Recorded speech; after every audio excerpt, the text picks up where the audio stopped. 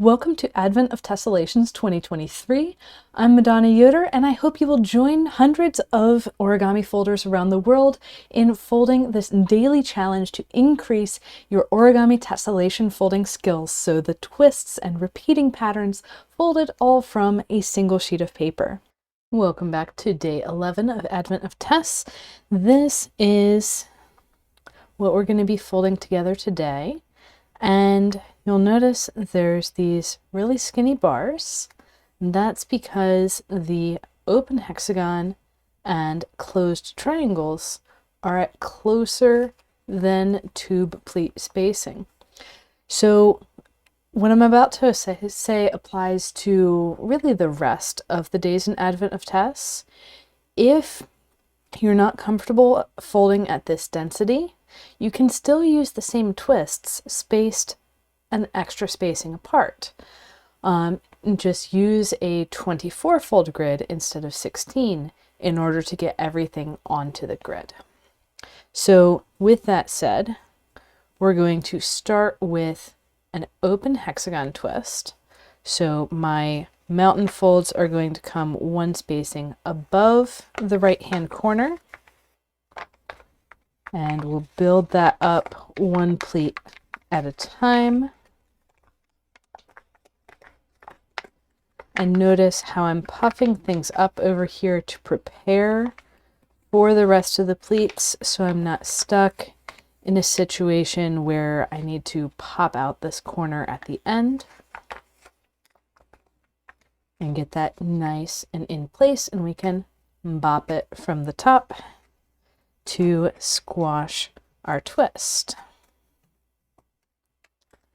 And we can go ahead and smooth the rest of our pleats too, particularly if our paper is wanting to become very 3D, kind of like mine is.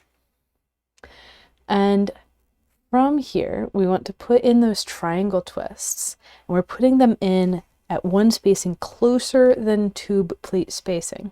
So my new valley is going to go exactly in line with my existing mountain fold. My new mountain is still going to be one spacing out from the valley, and I'll take that grid intersection where we have the existing mountain and new mountain coming together to find my third mountain in that equally spaced direction. And what I'm going to do right now before I collapse is I'm going to fold the corner of my open hexagon down. I'm flipping the pleat over to fold the corner of the open hexagon into the center so we can freely fold our triangle and get that squashed down without any other pleats in the way. Then when we fold it back, the pleat from the hexagon is on top. Now there are multiple ways we can continue from here. We can go around this way, counterclockwise, or around this way, clockwise. I'm going to choose to go clockwise, both due to the layers of paper. Like, I wouldn't necessarily want to be folding through the hexagon and the triangle, but if I go to the next pleat, then I'm pulling down just one corner of the triangle and then setting up my next valley one spacing away and the mountain. And now we have a unfriendly overlap on this side, which will become friendly on the other side, and we can squash.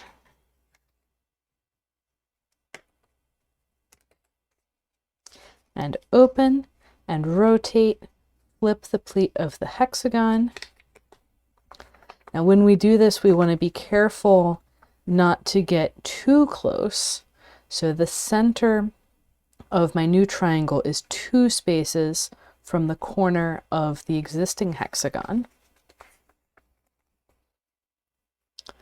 And if you took my tip at the beginning about spacing things further out, then you wouldn't be flipping the pleats over, and it would be 3 spacings at tube pleat spacing. And squash. And set up. And squash. And you'll notice that I've just been leaving the pleat overlaps as they are, and we'll worry about those once we flip over to the back side. So for this final one, bringing this corner of the hexagon down, I am also going to be folding through the first of the triangle twists, but I don't really mind.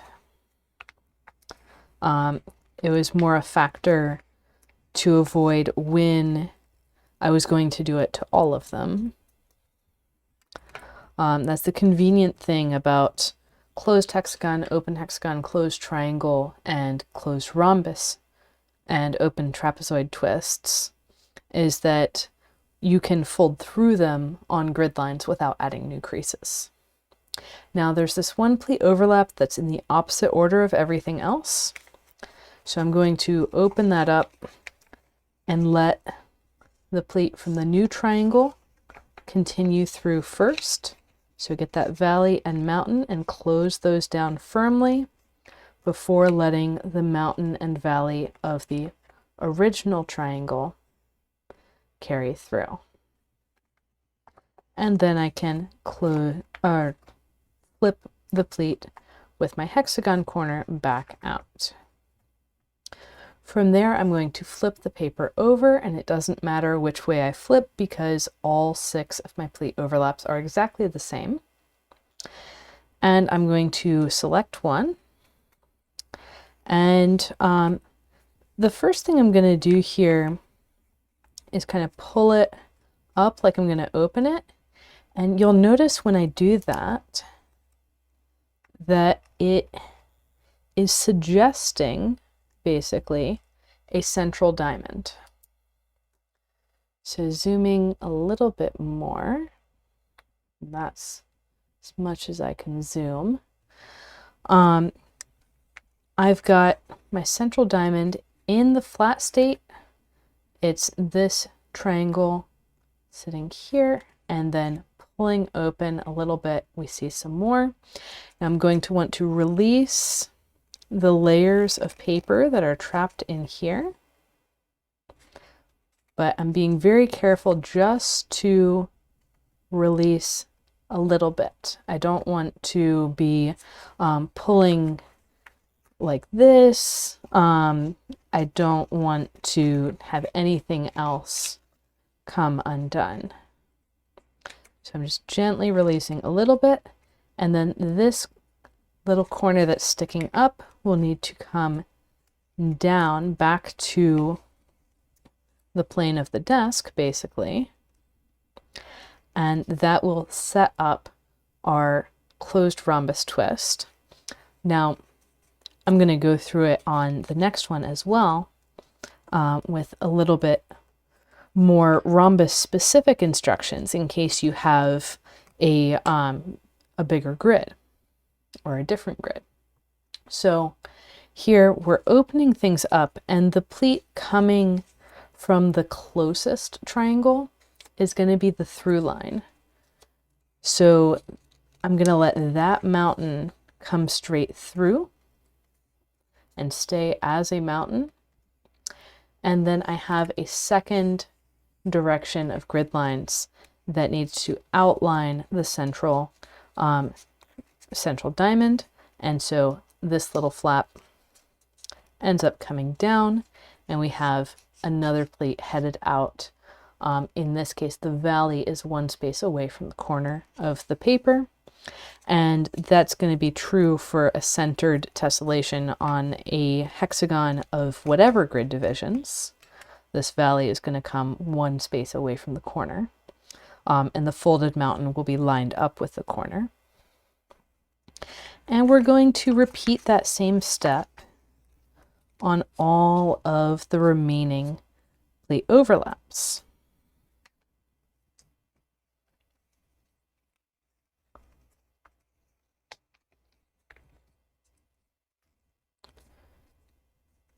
So we can come around and do all of these.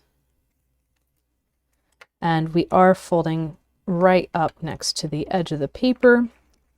One of the pointy corners of the rhombus is on the edge of the paper, on the 16 fold grid. So there are a few like places where paper could behave badly. And by the way, I don't think I actually said this. The second reason for going around with the order of the triangles around the hexagon the way we did is so that these pleat overlaps would be easy to open up, so that we wouldn't be at as much risk of tearing the edge of the paper when we set up these rhombus twists. And there we are with, I believe it's called Ignition, for day 11 of Advent of Tess. Happy folding, and I'll see you for day 12.